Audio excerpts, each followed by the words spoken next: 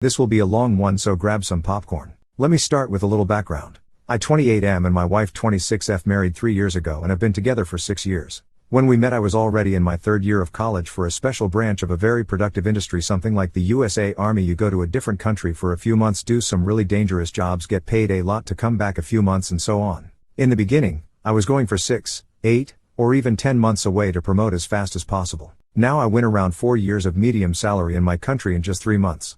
It is a hard job but I love it. My wife was very supportive and I always knew that it was very hard for her to have this kind of lifestyle. I always tried to spoil her and compensate for my time spent away from her with tons of gifts and trips to exotic places. 2 years ago when I came home after an extended contract, I had to stay almost 2 more months because all flights and borders got shut down during COVID, but got 20% extra salary during this time. She told me she can't take it anymore. She goes crazy alone at home and she has nothing to do. She lost her job during COVID and did not want to work again after that, which I fully support her because I wanted her to be happy and money was not a problem. I was petrified at first because I believed she'd want to break up.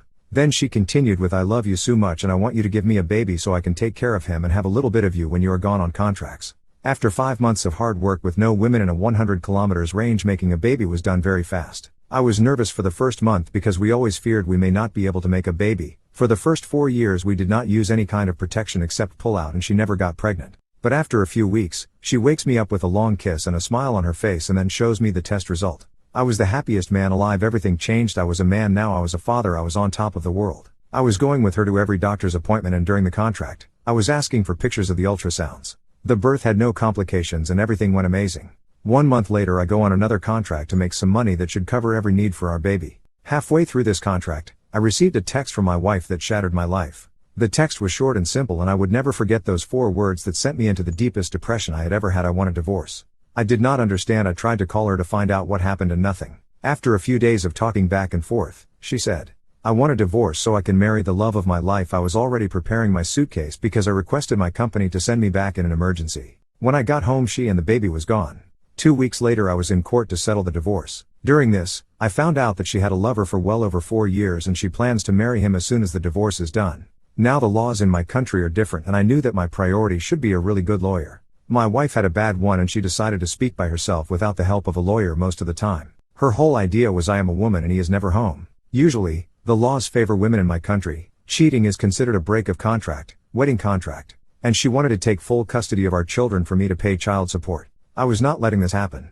I speak with my lawyer and an accountant and it seems that I only had to pay child support for my base salary. My danger bonus is not included in child support because it's for my life risk and mine alone. And because the company pays fewer taxes on the change bonuses, I have a lot of them and my base salary is around 10% of my income. When she found out that she would take almost nothing from child support and I gave her the option of me taking full custody of the child, with a no contact rule, and I will never ask her for child support, she agreed in a second. She agreed to get out of our lives. We even changed the birth certificate of the child as me the father and a blank space for the mother. She gave up any kind of claim on the baby. During the trial, her lover was asked to come as a witness. And the idiot agreed. He is an Ally Express version of Andrew Tate, an alpha man who treats women like shit, and this seems to turn her on and has a pretty good income. He has a small company. Less than half my salary, but he is always home and it still is a lot for our country. Now during the trial, he said they cheated behind my back for 3 years and that the baby is his and she tricked me to make her a baby in order not to find out about her cheating. He said all this just to make me feel horrible, I guess because this is kinda illegal, something like alienate the love and other law terms. My lawyer explained to me. He said I knew they are married but I decided to ruin the marriage. At this point, the child situation was already done and an agreement was signed. The judge asked my wife if it was true and she said yes and ordered a DNA test just to confirm. After the DNA test that confirmed what they said, the judge said she will let me cancel the agreement and settle the situation again with my wife now that the child is not biologically mine.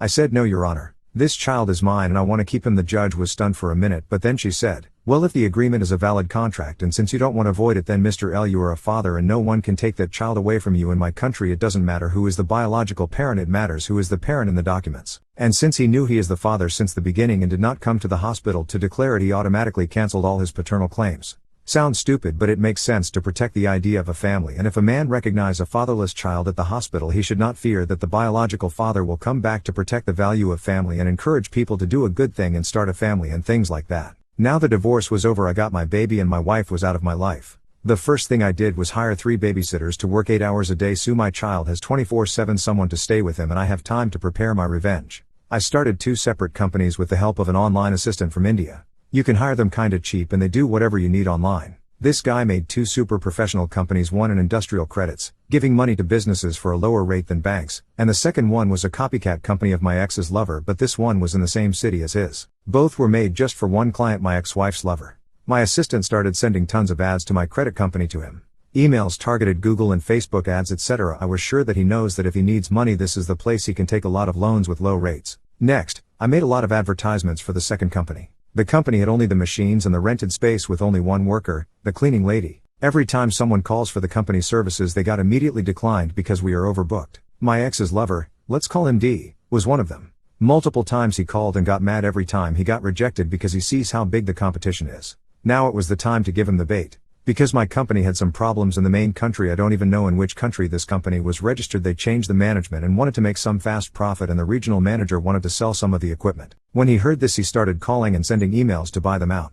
The response was something like, "We are an international company, we can't sell the brand, but we can sell some equipment." It was illegal for me to sell the company without showing him the accountant's data, which was empty, but I could sell the equipment with a simple contract. He wanted the competition out of his city, he did not need the equipment. So the manager gave him a deal. If you buy our equipment, for let's say 3 times the price, we can say in the contract that we will not do business again in this city. In just 2 hours I received calls and emails from my first company for a credit for that equipment. I knew he was out of money because he spent a lot on his future wedding with my ex-wife.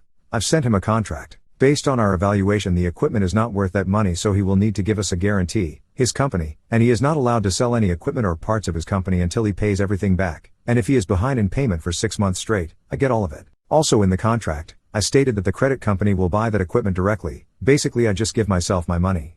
I made sure every single word of the contract is legal and is a deal good enough for him to take it.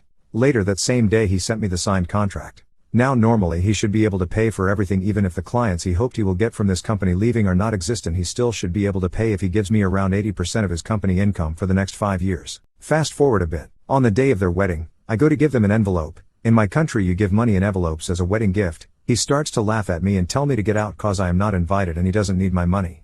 I smiled and I told him to open it. He looked inside and he was expecting to come to court next week. He laughed and asked, "What is this?" And I told him, "See you in court, enjoy your wedding night." The next week he came. I was suing him for child support. As I said, in my country, if you are aware that you have a child and refuse to go to the hospital to recognize him, you are no longer the father, but you are still forced to pay child support, and as an increased rate because you tried to dodge responsibility, like running from a car accident scene.